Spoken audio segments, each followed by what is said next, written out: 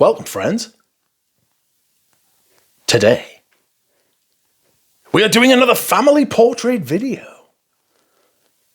Outrageous.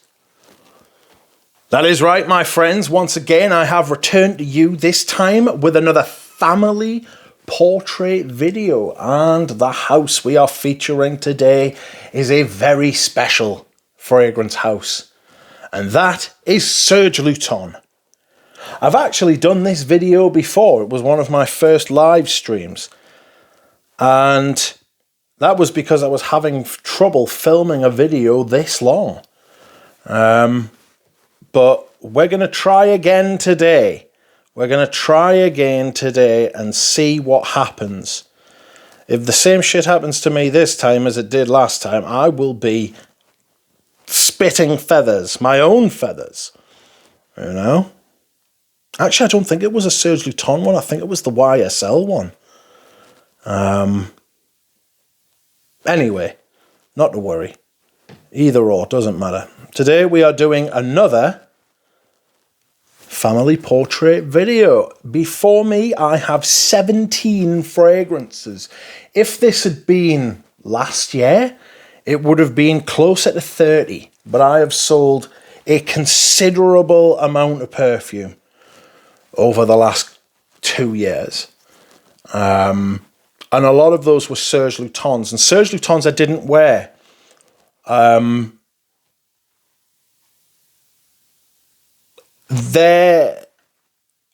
love Serge Lutens as a brand. I love the bloke. I love the mad shit he says. I love the stuff I don't even understand what he's saying. But above all, I love the fragrances. But I'll say something. When Serge Lutens misses with me, they miss hard, high, wide, and not so handsome. They miss a lot. And so I was buying blind because Serge Lutens is very hard to sample in the UK now.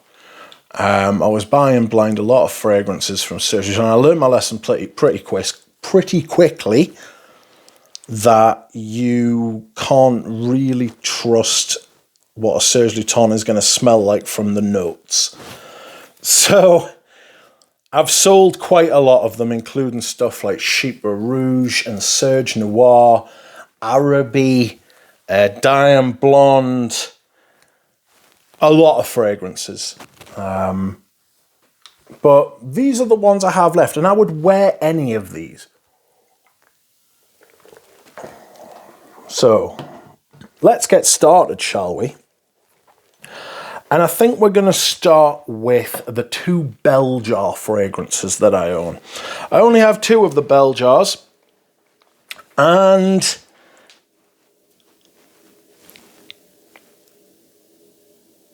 there's a reason for that. I much prefer the other bottles. There are none of the present day formulations or bottles. Don't like the present day bottles, the labels. I prefer the vintage aesthetic considerably over the modern one. It's much more elegant, felt better, everything. But we'll talk about that during the video. So let's start in no particular order, okay? This is Iris Silver Mist. Iris Silver Mist. This is one of the best irises. Oh, it's very cold, rooty. It's very standoffish. It's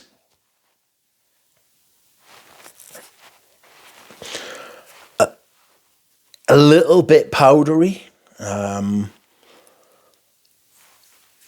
There's little flashes of different things pop up with this fragrance. I've actually got an official Serge Lutens travel atomizer for it. This is one of the reasons I don't have lots of these. I don't think this is a very gender perfume. What it does remind me of a little bit is the Iris from Iris Cendre. It's cold, flat, rooty. There's a lot more going on with the Iris Cendre, like violet and all that kind of thing. This isn't like that. For me, this is cold. It's Iris, Iris, Iris. There's a little bit of green in there to give it that rootiness.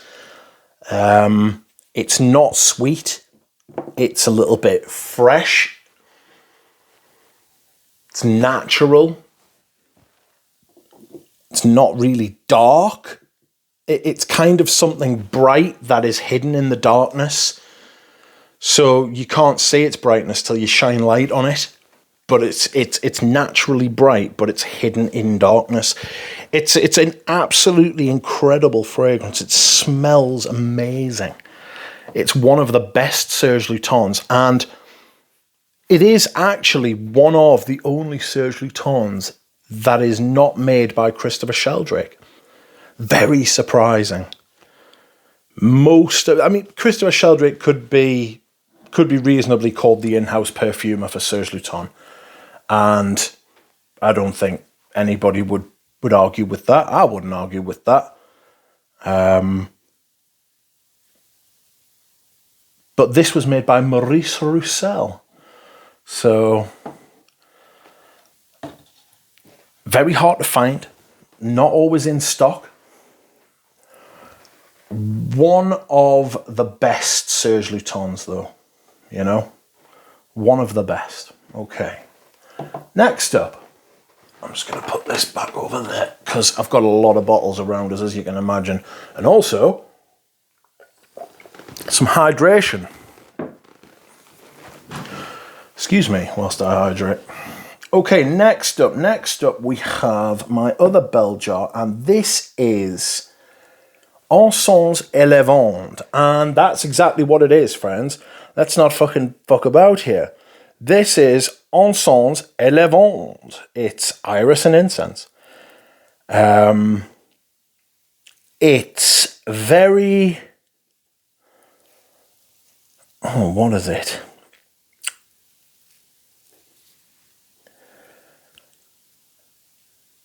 At first you think it's a lavender. It's a lavender, pure lavender perfume. Let's have a little whiff. And it's like a little bit metallic. And it's a little bit...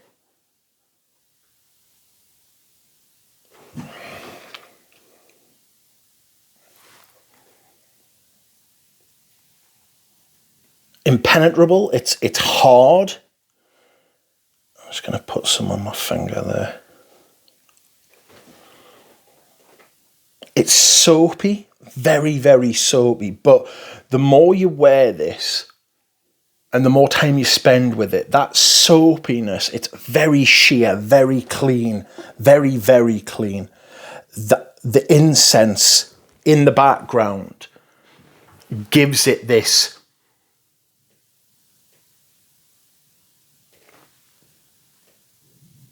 cleansed feeling. You don't feel clean, you feel cleansed. Completely and utterly clean. There is nothing left. The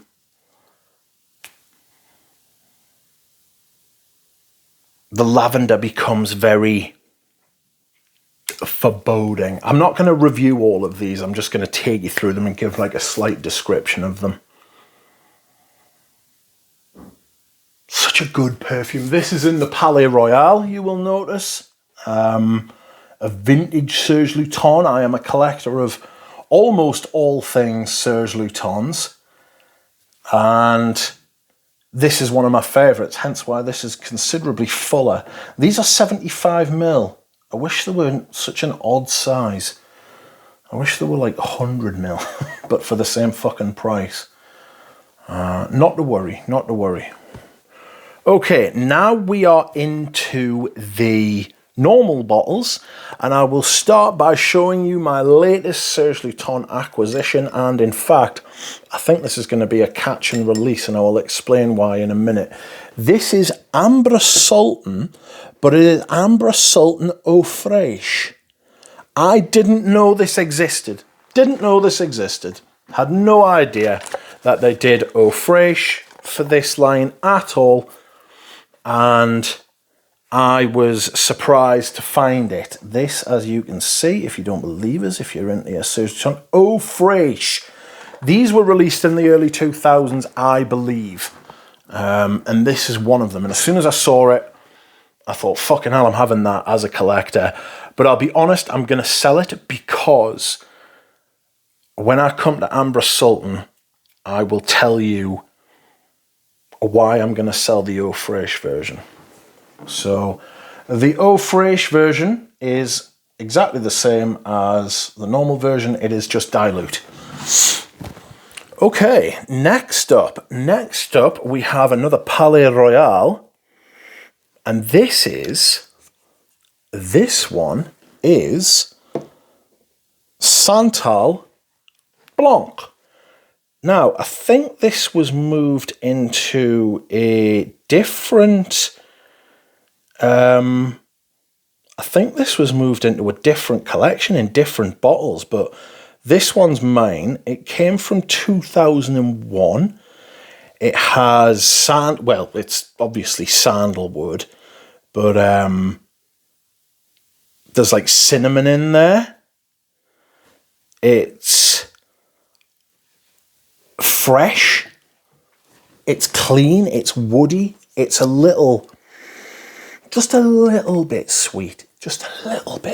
But it's a lovely wear. Some people might say it's femme. I would say it's more neutral. Than femme. Might have backups of this. Maybe have backups of this. I'd have to check. I do have a lot of backups of my Serge Lutens. One reason for that is because they only come in 50 mils. So there we are. Okay.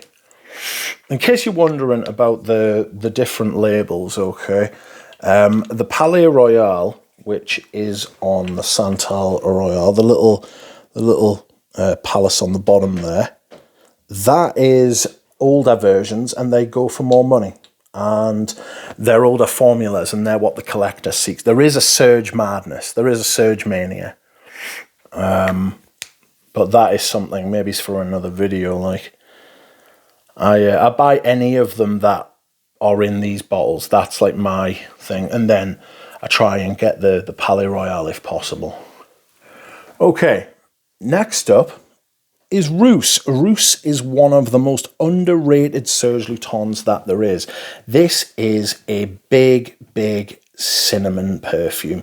I think Rousse means redhead in French, obviously. Lots of cinnamon. A little bit resinous, fresh, spicy, clean. I like wearing this in the spring and even in the summer sometimes. You know, I find this quite a light wear.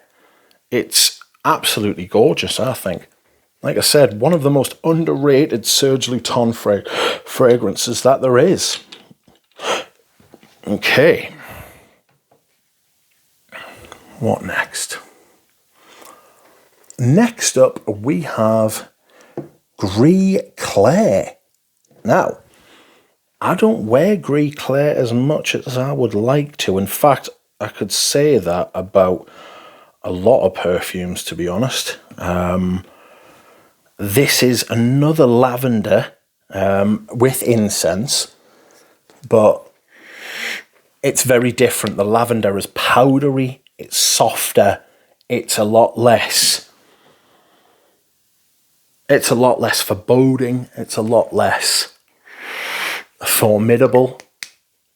This is the type of thing you wear when you want to be approachable. You know, Serge Lutens talks about perfume being an armor for against the world, and I kind of agree with that. This is a more sort of porous armor. This is a kind of perfume that allows people to get closer, or when you're willing to allow people to get closer. As you can see, this has the LS logo. That's more modern. I think that came after 2012. So that is something to bear in mind if you're a collector. If you're not, this is the style of bottle, though. I'm not that bothered about. I'm not as bothered as I am about getting this presentation as far as the bottles are concerned. I'll take the bottle over the label, you know. Okay. Next up is Vitriol Dualette. This is carnation. It's a big carnation fragrance, and you get a lot of clove as well. Nutmeg, you know? So it's a little bit, do I want to say old-fashioned? It's like it's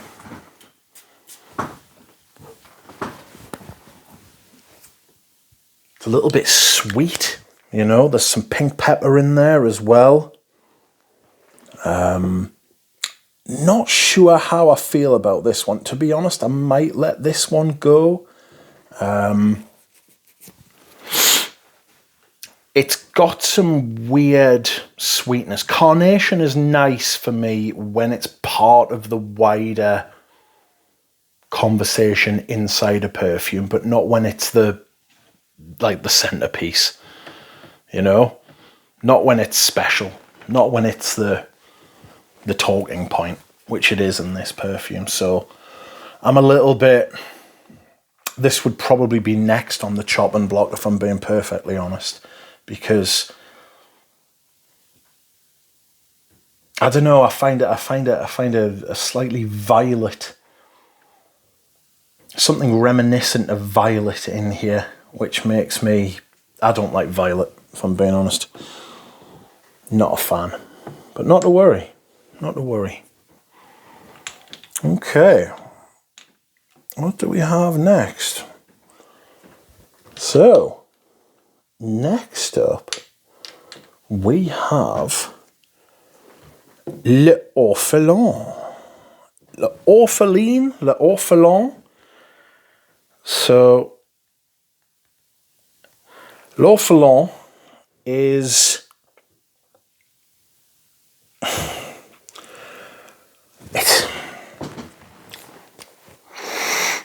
Some of these defy description. It's musky. It's like a white musk type thing. It's a little bit sweet. It's like a sweet incense. Musk. Little bit woody. Just a little bit. Certainly is on me.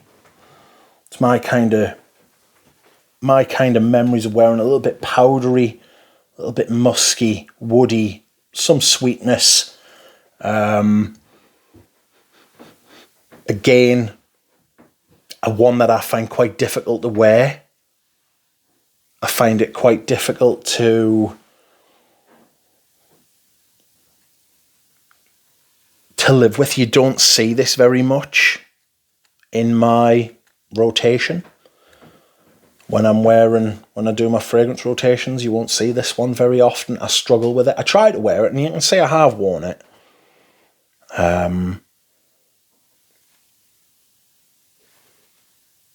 I think if I'm going to wear a white musk type fragrance, I'm going to wear Kiehl's Original Musk, to be honest with you. A good fragrance. All of these are good fragrances. This one's almost a little bit too classy. Does that make sense? Like, a lot of Serge Lutens fragrances are very classy fragrances. They're really good, well-made, high quality. That one might be a little bit too good. So, not to worry. Next up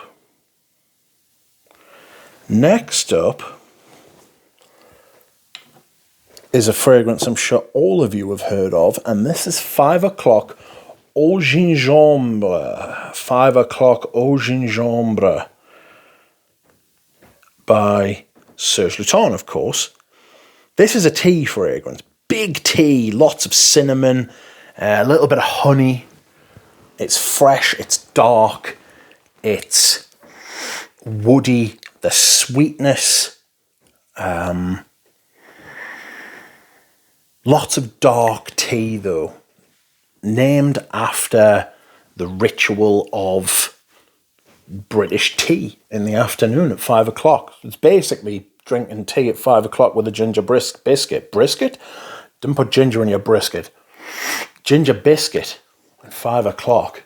This is another absolutely wonderful fragrance. I absolutely love it. Should wear it more often. It's dark but fresh. I find this quite an easy wear, you know. I find this quite an easy wear. It smells very pleasant. It's very Moorish. Okay.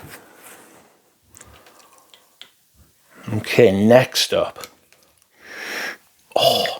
Next up is a fragrance that doesn't get talked about very much. It's not a hyped Serge Lutens, but it probably should be, and it could be. And this is Miel du Bois. Miel du Bois. This is honey and wood. Odd combination.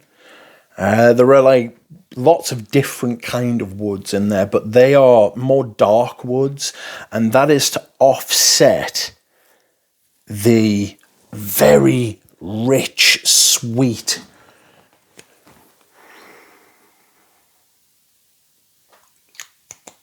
realistic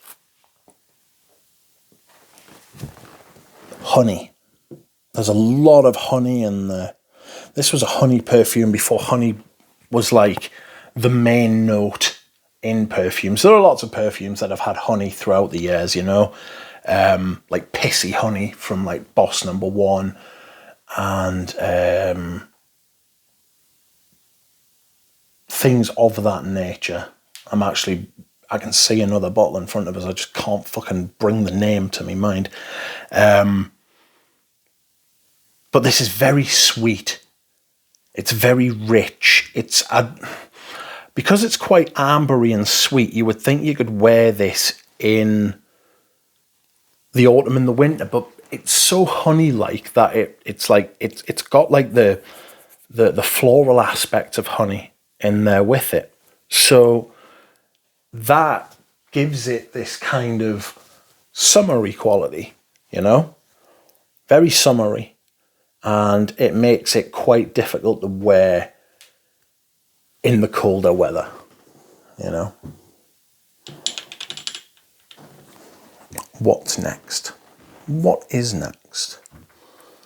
Okay. Next one is quite a famous one. Un Bois Veni. Un Bois Veni is still in production. And it's quite popular. Vanilla's always been popular in fragrances. And this one still sells, and sells quite well, I think. You can get bottles of it on discounters, I believe, for like 100, 120 quid. But this is obviously an older one, and you can tell that I've had it and opened it for a while because it's gone quite dark. The juice is usually quite a bit lighter than that. There's beeswax in here. There's something as well that is in there to offset that, and I can't remember what it is. It's like a spice.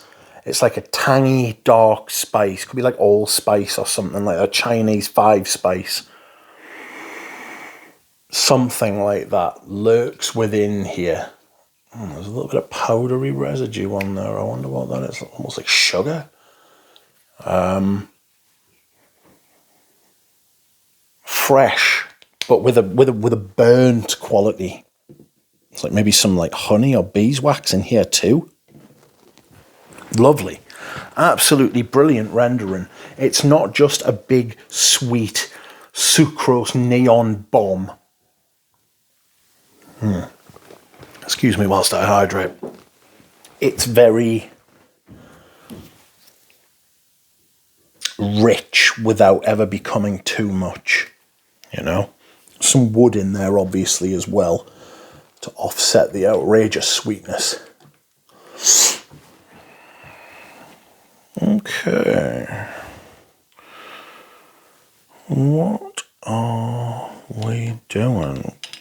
Oh, picking things up by the lid. Okay. This one is another Palais Royal, and this is Vetiver Oriental. Vetiver Oriental by Serge Lutens. Now, I found a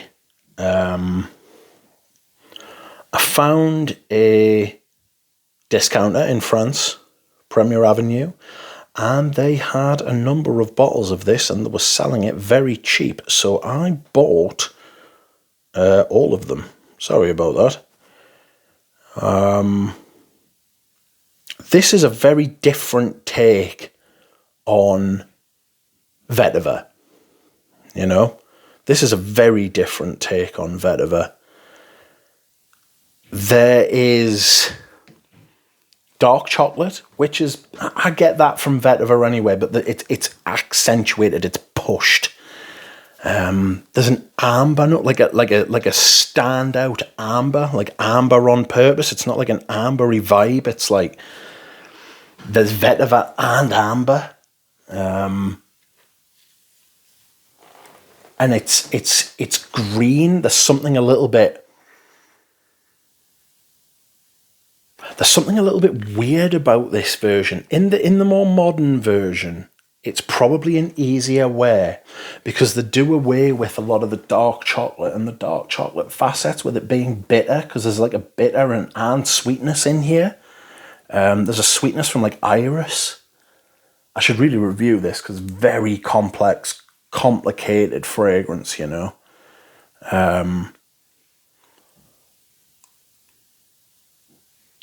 Its new iteration is a much easier wear because it is literally like an ambery, and a nice amber as well, but it's a lot more plain. This one's more difficult, you know. Sometimes there's an impenetrable quality to Serge Lutens, like there is in some art, you know, like some art you look at and you think, I've got absolutely no idea what the fuck is going on here. God help us. You know, and you sit there and you nod your head and you say, yes, yes. And I'm sure a lot of people do that with this. This is odd for me. And I do wear it, and I enjoy it when I wear it. But I don't fully understand it, you know. If I could get a sample of the newer version, I would do a comparison, but it's not easy to find. You know?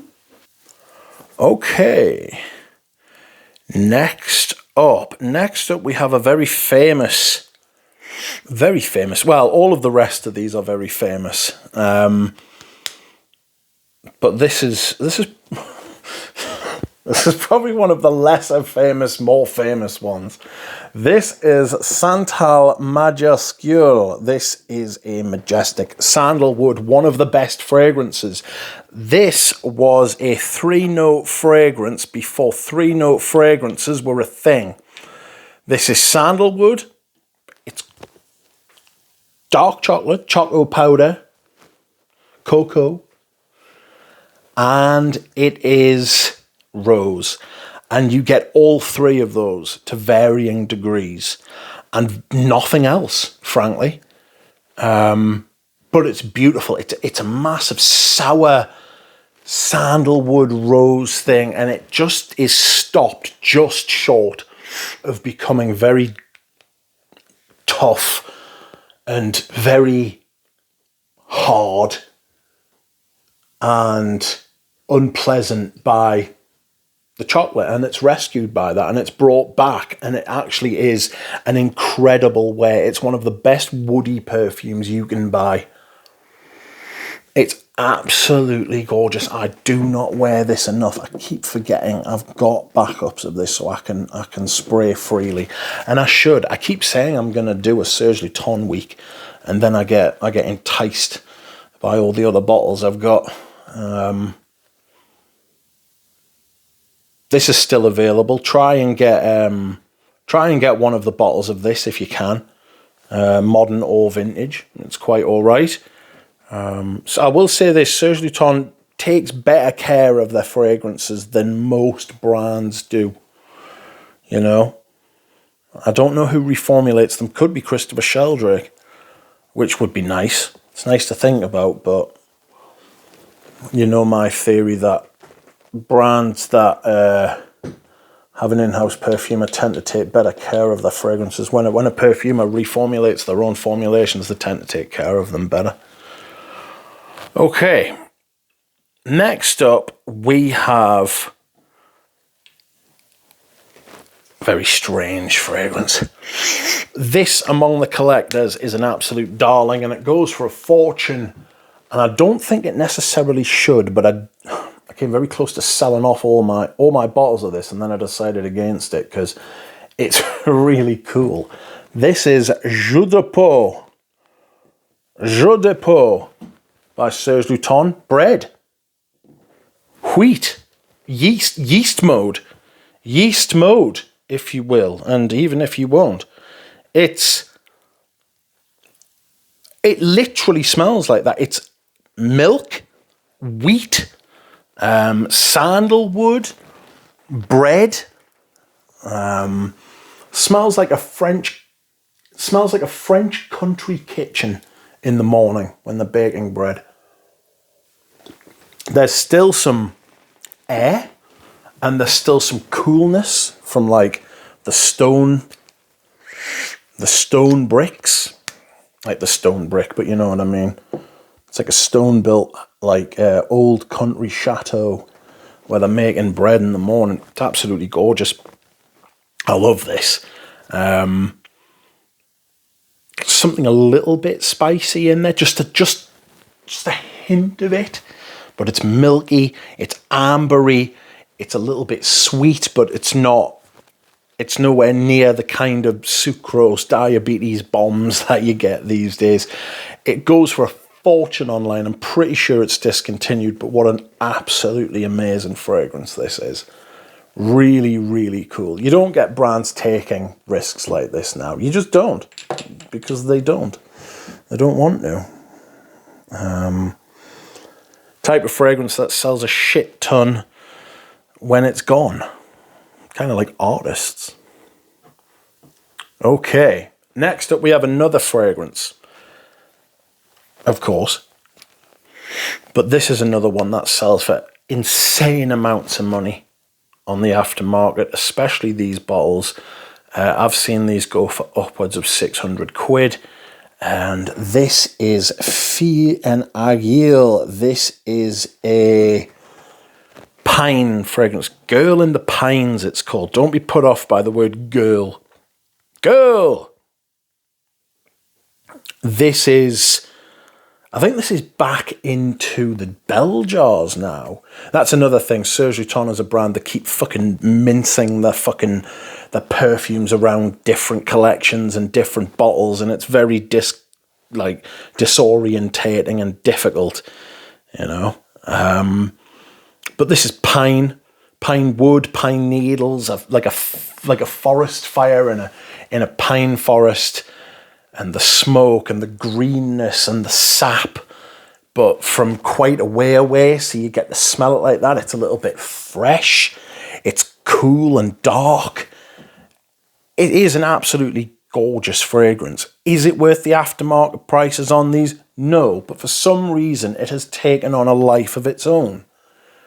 And the amount of people who pay the amounts of money for this are mad. Absolutely mad. And I really like wearing this, actually. I used to really like, well, I do really like wearing it. I do. Okay, next up we have a twofer. We have a twofer, and this is Serge. Now, if you remember what I just said about how they like to mix things round and change things, and things be silly for them, look at what they've done to Serge. This is the old formula. Might be the original formula. This is green. I'm going to do a comparison, if I haven't already, between these two. Hay, lots of hay. This is one of the most famous Serge Lutens that there is. Lots of hay. Iris, tobacco. It's meant to smell like, it was meant to smell like the Moroccan desert at night, or the North Arabian desert at night. Where have you heard that one before, you know? This came out first. It's a lot of iris for me. This is an irisy perfume. There's honey. But this version, the green one, the Palais Royal, this is very different. It's a lot less sweet. It's a lot more green, actually. It's a lot more lively and a little bit more bitter. The newer one's sweeter. It's like a tobacco honey thing, and I think that was influenced by Tobacco Vanille, the success of Tobacco Vanille, when they remade this and they reissued it. I don't know if you can see the colours, but that is green with brown tones. Serge Lutens does this as well. There's a lot of colouring goes on in the juices. They're this colour on purpose. You know, that's not just the ingredients and be damned. That is the colour of the juice. That's what's supposed to be. Both absolutely gorgeous. But I baby this because this is very hard to find. And I think I actually prefer this one. It's harder to wear. This one's a lot easier to wear, you know. But don't worry about that. And last, but certainly not least, maybe even most, is Ambre Sultan. Ambre Sultan by Serge Lutens was my gateway drug into niche. This is the perfume that showed me what perfumes could be. This is one of the best perfumes maybe ever. It is the archetypal amber fragrance that all the ambers afterwards have followed. Before this fragrance, ambers were hugely bottom heavy, labdanum, feminine Shalimar type fragrances. This kind of lifted them and made them more sprightly. Made them more kind of effervescent. There was air in Ambre Sultan. There was more life in Ambre Sultan, and something very simple but very profound was the introduction of herbs, quote unquote herbs, oregano, as we say in the English. Other herbs and spices as well, but the introduction and the twist that gave, plus the more smooth type of vanilla and benzoin in here, just made this more wearable for men, I thought, and made this more wearable and acceptable for more people. You know, it brought ambers into the 21st century, even though it was released in 1993. This is one of the first Serge Lutens fragrances, and it's still one of the best. It's still one of the very best, and I love this fragrance. And the reason that I am getting rid of the ultra rare Eau Fraiche, I'll be selling this, is because the original has such sentimental value for us. And this, to me, is just not what Ambre Sultan is. And sometimes the feeling is more important than the kudos or the money. So that's that. This has been my Serge Lutens family portrait. I hope you have enjoyed it, friends, and I will see you all again soon.